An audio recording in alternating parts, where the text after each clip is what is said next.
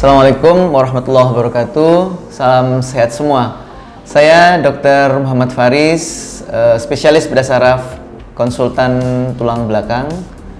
Pada kesempatan kali ini saya ingin menyampaikan tentang apa sih sebenarnya bedah saraf itu.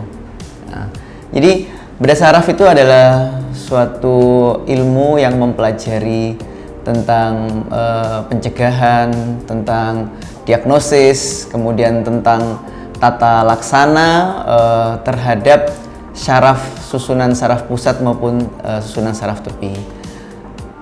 Apa yang dimaksud dengan susunan saraf pusat ya? Susunan saraf pusat terdiri dari otak dan sumsum tulang belakang. Sekarang kita lihat gambar ini. Ini adalah gambar susunan otak yang menyambung dengan sumsum tulang belakang. Jadi ada satu kesatuan kita sebut sebagai saraf pusat. Nah, apa perbedaan permasalahan pada otak dan pada tulang belakang? Saraf tulang belakang. Apabila ada permasalahan pada otak sisi kanan, maka akan menimbulkan keluhan pada bagian anggota gerak tangan dan kaki sisi kiri. Jadi berlawanan. Begitu pula sebaliknya. Nah, berbeda dengan pada saraf tulang belakang. Apabila saraf tulang belakang yang bermasalah pada sisi kanan, maka akan menimbulkan keluhan pada sisi yang sama, yaitu sisi kanan. Nah, disitulah letak perbedaan untuk memudahkan suatu masalah berdasarkan lokasi, otakkah atau pada sumsum tulang belakang, seperti itu. Sehingga kami di bedah saraf itu terbagi menjadi beberapa bidang. Jadi pada otak itu ada bidang yang disebut sebagai bidang khusus yang menangani tentang tumor, disebut sebagai neuroonkologi. Berikutnya yang khusus menangani tentang pembuluh darah atau disebut sebagai neurovaskular. Jadi seperti pada kasus stroke, kemudian atau pecahnya pembuluh darah, seperti itu. Berikutnya adalah yang berhubungan dengan kelainan pada anak, disebut sebagai neuropediatri. Contoh kasusnya adalah seperti hidrosefalus, kemudian infeksi pada otak pada anak, kemudian juga TBC otak pada anak. Nah, itu penanganannya pada bidang neuropediatri. Kemudian berikutnya adalah neurofungsional. Nah, neurofungsional itu suatu ilmu yang berhubungan dengan fungsi-fungsi yang contohnya atau kelainannya ya, saya singkat di sini, kelainannya adalah seperti gangguan pada saraf kelima, kemudian saraf ketujuh di mana terjadi nyeri yang disebut sebagai hemifacial spasm, kemudian trigeminal neuralgia. Nah, itu contoh-contoh suatu penyakit di bidang neurofungsional.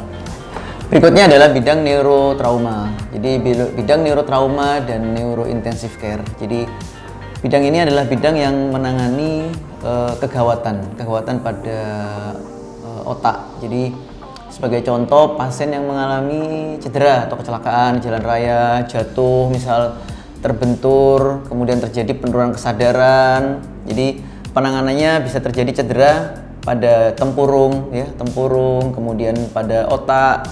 Nah, di mana apabila terjadi cedera pada otak, maka ada resiko tekanan di dalam otak akan meningkat. Resikonya apa? Akan terjadi penurunan kesadaran.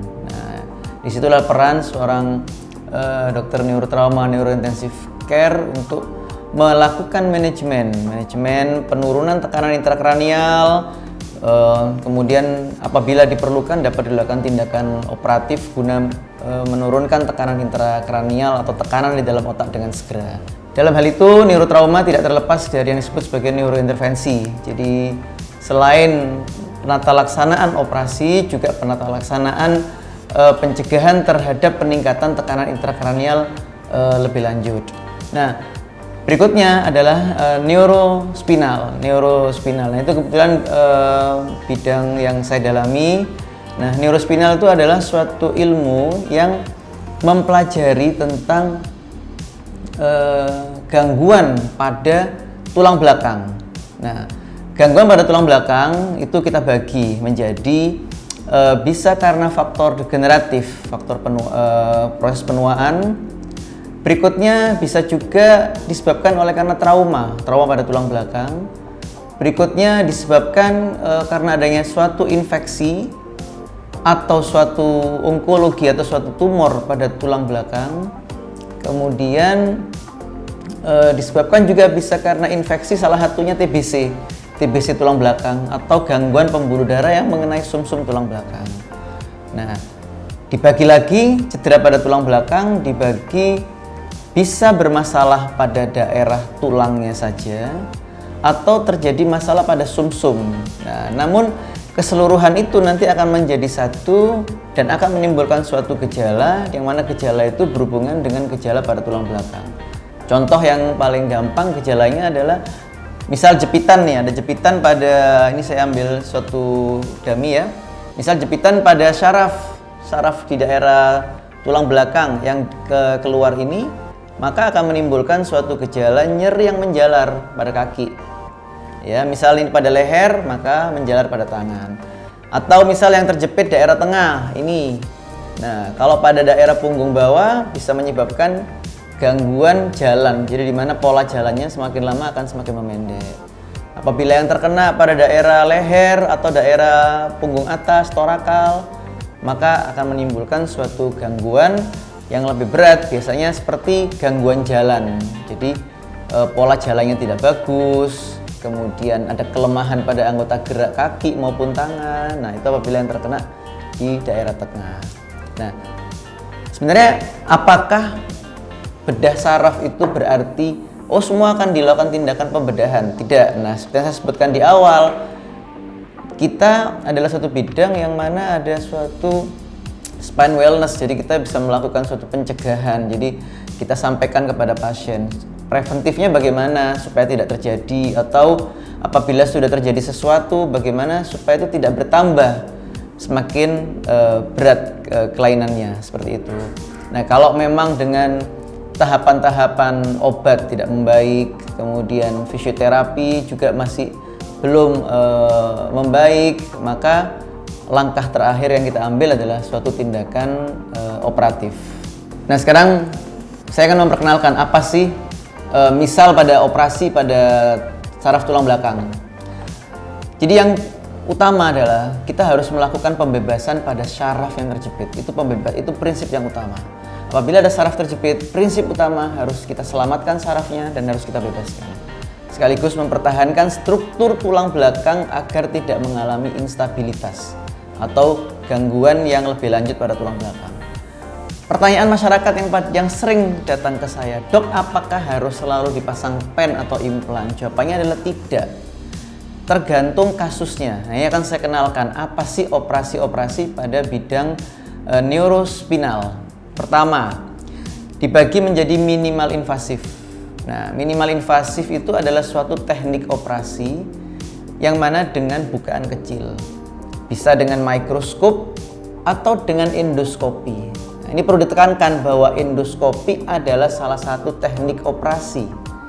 Ya, jadi ini penting sekali saya tekankan. Berikutnya ada satu tindakan dengan open surgery. Jadi kita buka, kemudian kita mengakses bagian-bagian yang memang harus kita lakukan tindakan dengan open surgery. Biasanya pasien-pasien dengan kasus yang contohnya kompleks surgery, maka kita bisa melakukan dengan tindakan open surgery. Dok, bagaimana outcome-nya? Sebenarnya sama. Jadi pada prinsipnya kita tidak perlu terlalu fokus pada teknik, tapi yang penting adalah bagaimana outcome.